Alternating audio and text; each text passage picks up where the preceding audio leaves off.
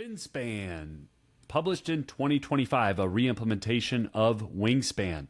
This game is designed by David Gordon and Michael O'Connell for 1 to 5 players, 45 to 60 minutes, ages 10 plus. This family game is published by Stonemaier Games. In Finspan, players are marine researchers seeking to find and observe a diverse array of aquatic life in the various depths of the world's oceans. The game consists of 4 weeks or rounds, with each player taking 6 turns per round. On your turn, you can play a fish card into your ocean or dive one of your dive sites to gain bonuses. A player can spend one of their 6 diver tokens to play a fish card. When playing a fish card, you'll choose a fish card from your hand, pay its cost in fish cards, eggs, young, or consuming fish, and place the fish into one of the required zones or depths and its corresponding dive site. Players place fish on unoccupied spaces or consume fish in occupied spaces, provided that the new fish is larger than the fish it is covering. Each fish card provides endgame points and unlocks special abilities when played, when diving, or at the end of the game. A player may also spend a diver to visit one of the 3 dive sites or columns on their ocean board. Diving into different columns represents visiting different habitats. Diving allows players to draw new or recover spent fish, add eggs to fish, hatch eggs, and activate the diving abilities on the fish cards as you move down the dive site. Players can also move young fish together to form schools for additional points. At the end of each week, players earn points based on each week's achievement bonus, retrieve all of their diver tokens, pass the starting player marker, and a new round begins. At the end of 4 rounds, players gain additional points for game-end fish bonuses, points printed on the visible fish in your ocean, eggs, young, schools of fish, and consumed fish. And the player with the most points wins. So that is briefly how you play Finspan. I enjoyed this one more than I thought I would, and I think I like it more than Wingspan. Oh, that's awesome. That's great to hear. I didn't know how you felt because we played it and we kind of moved on from it. I love this game as well. I hope the day doesn't come where I have to choose which span game leaves my house because I love the system. I think Finspan, and there seems to be some consensus around what I'm about to say. It's not really a board game podcast or content creator, game school, or hot take here. But Finspan is the easiest, and then you've got Wingspan, and Wormspan, my opinion, is more complex than Wingspan because there's just a few more things to actually do and strategize. And so I feel like Finspan is great for families. Still too long for a lot of school settings. I think Perfect Fit's going to be at a game night, family game night, game group game night. I love that decision of diving or, card out of hand, like just that either or and that tension. And knowing that other players are going through the same decision allows me to think a turn ahead as well. So just a really well-developed game and an awesome system that continues to impress me every time I play it. What'd you enjoy about it, Doug? I love any system that requires you to spend cards you want to play to pay for cards that you're actually playing. So this shows up in a game called Museum, and I love that aspect. So a lot of the card costs in Finspan require you to play other fish cards from your hand. And you may be able to get them back. Which is awesome. And dive and go back and get them. But I love that choice of, I want to play 2 or 3 of these cards. Which one is the best for me now? Which one can I put over into that other pile and maybe get back later?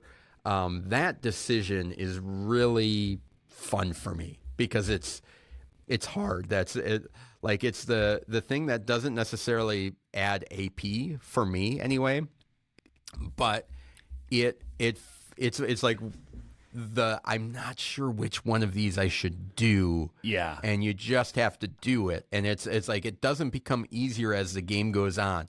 And for some reason, it's not like a worker placement. It's like, should I go here or here? It's you've already collected something. That card is in your hand. And it's like, I'm getting rid of something I have to get for something. And sometimes it's like, this is a really good card, but it's not very good for me now. And I have to play this card that's good for me now, even though I really want to play the one that I'm spending to use. And I love that mechanism in a game. I also love diving to fire off your engines and when to do that. And as the ability to kind of regenerate everything. So whether you're getting new fish cards or you're adding eggs, because a lot of cards need eggs and fish as those costs as well. So it's like kind of these little cycles of build up my resources, play cards out, build up my resources, play cards out. And I like the flow of that better. Awesome. Yeah, I'm going to talk about rows and columns as if I'm in Excel, not Google Sheets or something else, okay? Yep. So you have those 3 columns that you can dive down. You also have, it's actually, depths. I should look. The rows are depths. The rows are depths, yeah.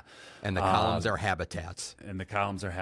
And the decision about where to place a fish in one of those, especially in repeated games, like that initial critical decision of card placement, I feel it early game in other engine builders that I wouldn't actually feel until I'm at mid or end game. And so if folks who, play a lot of Wingspan, and I work with somebody who's played probably over 400 games of Wingspan, like knows Wingspan. So if I get this wrong, I apologize to that audience.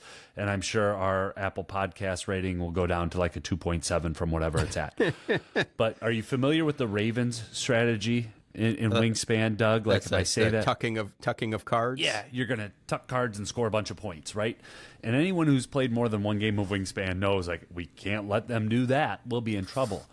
Well, there's a similar but kind of inverse situation with that in Finspan that I enjoy from the first turn on, and that's where a fish can actually be consumed by a larger fish. Yeah. So if I've got a card in my hand that is 25 and 27, I think everything's in centimeters in the game, and another card that's down that is looking up at me and it's 20, I better make sure that I play that 25 before I play the 27. So right there in my head, I have just mapped out exactly what I need to do for the entire round. Yeah. But guess what? Something else comes up and I want to do it. And I think I can get back to what I planned on doing because I want to do it. It's going to feel good.